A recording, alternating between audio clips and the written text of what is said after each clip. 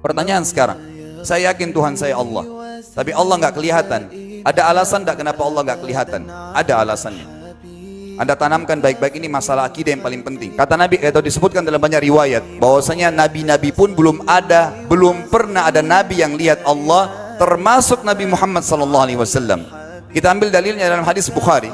Waktu Nabi SAW pulang dari Isra Mi'raj, jemaah sekalian, Aisyah bertanya radhiyallahu anha, berkata, istri beliau, ya Rasulullah, hal tara rabbak, apakah anda waktu Mi'raj ke langit, terima perintah sholat, sempat lihat Tuhan anda enggak? Lihat enggak Allah itu bagaimana? Apa jawaban Nabi SAW? Nurun ala nur anna arah. Allah itu cahaya, di atas cahaya, terang sekali. Bagaimana saya bisa melihatnya? Artinya Nabi SAW mengatakan, saya sendiri belum pernah lihat bagaimana itu Allah. Contoh sebelumnya Nabi Musa alaihissalam. Nabi Musa waktu menerima wahyu Taurat, itu selama 40 hari, turun Taurat lengkap. Al-Quran 23 tahun baru lengkap. Kalau Taurat 40 hari, nunggu di gunung Tursina. Tursina sebuah wilayah di Mesir sekarang.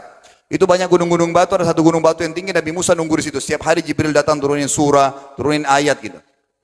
Setelah berlalu 37 hari dari 40 hari menunggu Taurat turun, Nabi Musa alaihissalam tiba-tiba bertanya kepada Allah, mengatakan begini dalam Al-Quran, A'udzu billahi minasyaitonir rajim, Rabbi arini anzur ilaik. Wahai Tuhanku, izinkan aku melihatmu. Aku beriman kau ada ya Allah, tapi aku ingin lihat kau bagaimana. Allah menjawab, tidak mau mengecewakan Nabi Musa, sebagai manusia Allah mengatakan, lan tarani. Perlu anda tahu dalam bahasa Arab jemaah sekalian ada 3 kosakata la, tidak yang berarti tidak. Ada la biasa artinya tidak, ada lam dengan mim, lam artinya tidak pernah, ada lam dengan nun, lan artinya tidak akan pernah. Allah mengatakan apa? Lan tarani, kau tidak akan mampu melihatku hai Musa. Tapi Allah nggak mau kecewain Musa. Ternyata Musa selama 37 hari jemaah sekalian kagum-kagum melihat gunung-gunung batu di situ. Pergantian siang malam, burung-burung yang terbang, air yang mengalir di lereng-lereng gunung. Lalu dia mengatakan, Allah mengatakan apa? Walakin unzur ilal jabal, fa in istaqarra makanahu fasawfa tarani. Coba kamu lihat gunung-gunung batu di sekitarmu hai Musa. Kalau mereka bisa menampung kedatanganku, kata Allah, kau akan bisa melihatku.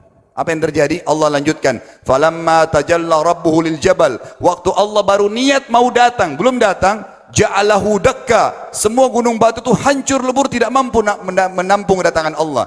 Wa kharra Musa sa'iqa, lalu Musa pingsan tiba-tiba. Waktu Nabi Musa bangun, langsung ucapkan kalimat amantu billah, saya beriman pada Allah. Berarti fakta lapangan, nabi-nabi aja belum pernah lihat Allah. Masih pertanyaan lagi jemaah sekalian, kenapa Allah nggak bisa kelihatan? Saya akan jawab dan tolong ini jadikan sebagai pegangan hidup. Ini landasan akidah kita.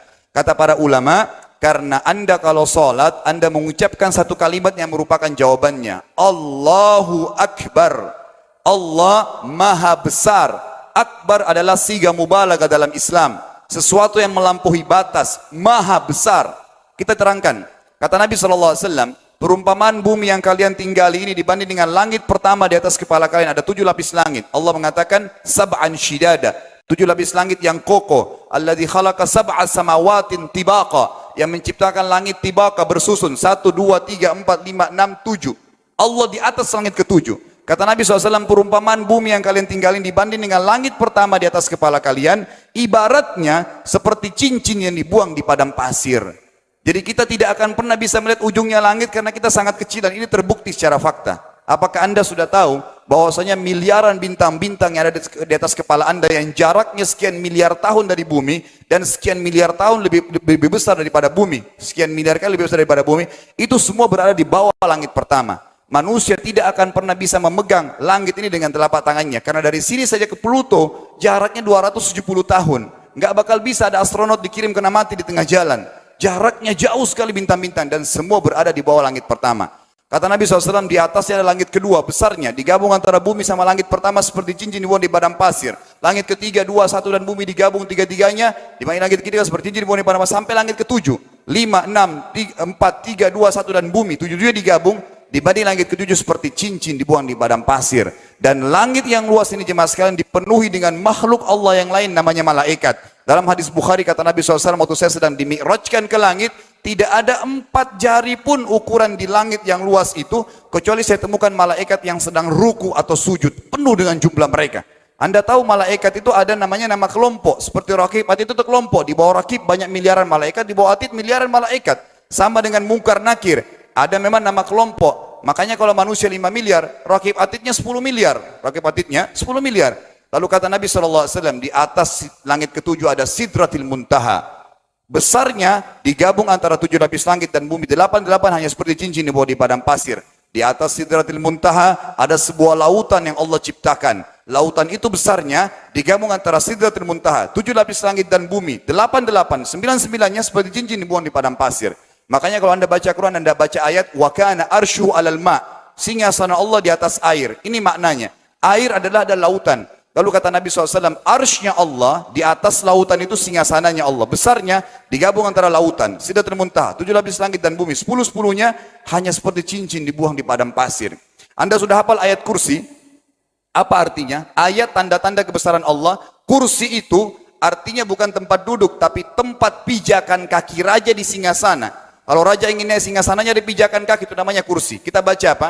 Wasi'a kursiyuhu as-samawati wal ard. Pijakan kakinya Allah saja sudah menutupi seluruh langit dan bumi ini. Jadi kita mustahil bisa melihat Allah karena besarnya Allah Azza wa Jal.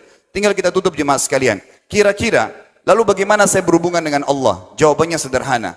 Anda lingkari namanya Allah, ini Tuhan kita. Yang menyembah selain Allah kafir, yang mempartisipasikan Allah dengan makhluknya, masih sembah berhala, kuburan, jimat, namanya syirik. Dua-dua nggak boleh.